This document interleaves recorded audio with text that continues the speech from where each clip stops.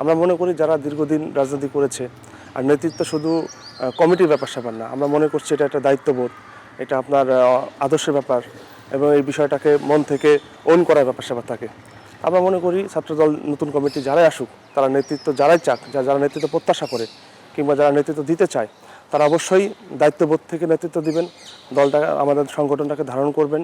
পাশাপাশি দীর্ঘদিনের যে আমাদের আন্দোলন সংগ্রামী ইতিহাস ঐতিহ্য রয়েছে, সেই ব্যাপারে তারা অবশ্যই পজিটিভ থাকেন। আমরা তো ছাত্রদল নিয়ে কাজ করছি। আপনি যদি ছাত্রদলের কর্মকাণ্ডগুলো দেখেন, আমরা সমগ্র বাংলাদেশের শিক্ষার্থীদের নিয়ে কাজ করেছি। আমরা নির্বাচনের আগে পরে আমরা ছাত্রদলের টিম ওয়াইজ কাজ করেছি। আমি নিজেও খুলনা অঞ্চলে দায়িত্বে আছি, খুলনা সাতক্ষীরা অঞ্চলে। তো আমার যে অভিজ্ঞতা, যেটা মনে হচ্ছে যে বাংলাদেশ জাতীয়তাবাদী দল বিএনপির যে ভিশন রয়েছে ছাত্রদলকে নিয়ে বা ছাত্রদলকে নিয়ে যে প্ল্যান রয়েছে, সেই প্ল্যান অবশ্যই শিক্ষার্থী বান্ধব এবং সাধারণ শিক্ষার্থীদের মাঝ থেকেই নেতৃত্ব উঠে আসবে, এটা আমরা মনে করি। আমরা দীর্ঘদিনের আন্দোলন সংগ্রাম করেছি ক্যাম্পাসগুলোতে। আমাদের এখন পর্যন্ত আমরা যে দৃশ্যমান যে অবস্থা দেখতে পাচ্ছেন আপনি, এটা আমাদের সাধারণ শিক্ষার্থীদের মাঝে আমাদের অবস্থান যতটুকু আছে, আমরা সাধারণ শিক্ষার্থীদের মাঝে কথা বলেছি, যাওয়ার চেষ্টা করেছি, কিন্তু আমাদের যে সময়, আমরা টাইম ফ্রেম খুবই কম পেয়েছি।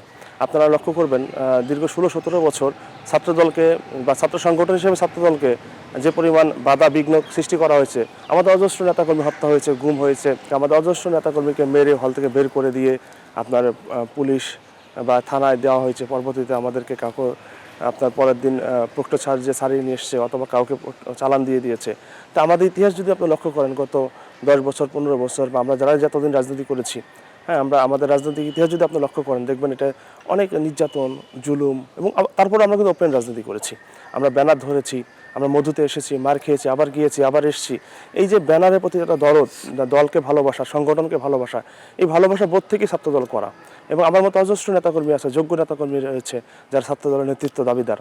আমরা মনে করি যোগ্যদের মাঝখান থেকে নেতৃত্ব আসবে ইনশাআল্লাহ। বাংলাদেশের ইতিহাস যদি পর্যালোচনা করে দেখেন, আপনি দেখবেন এই দেশের স্বাধীনতা আন্দোলন বলেন, আপনার রাজনৈতিক আন্দোলন বলেন, গণতান্ত্রিক আন্দোলন বলেন, ভাষা আন্দোলন বলেন, যে কোনো আন্দোলনের প্রেক্ষাপট যদি আপনি বিশ্লেষণ করে দেখবেন, ছাত্ররাই আন্দোলন নেতৃত্ব দিয়েছে।